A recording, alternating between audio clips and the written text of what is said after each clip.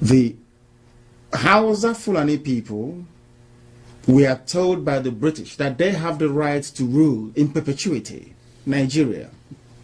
The British in 1953 and 57 were involved in a massive fraud to rig the census results. In other words, they skewed the numbers to always favor the Hausa Fulani people that they may remain in power.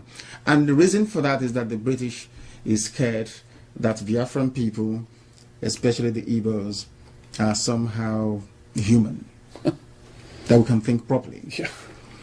And we have the oil. The oil wells, the reserves, everything is where we come from. In Biafra. And the British couldn't retain or sustain their colonial presence in Africa because the USA asked them to leave. So what they now did is to take the control of the oil, hand it over to a group of people they think they can manipulate very easily. That's all. That's what has happened.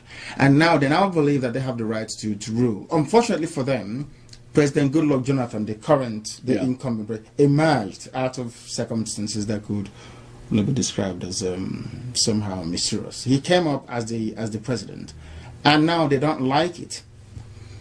3 people funded Boko Haram.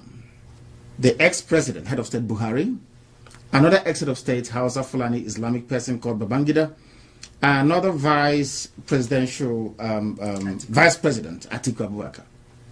They consciously went out to fund Boko Haram because Buhari said after Jonathan won the 2011 elections that I will make the country ungovernable. He said it openly. Oh. And they went ahead to do it by killing poor, defenseless Biafran Christians because they know that Christians around the world will not come to our rescue. Yeah. They also know that no other people will come to our rescue because they don't want us to emerge as a people. That's a problem. Yeah.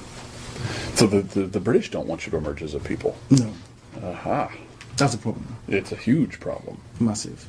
But this time around, whether they like it or not, yeah. I'm sure the British didn't want the USA to emerge either.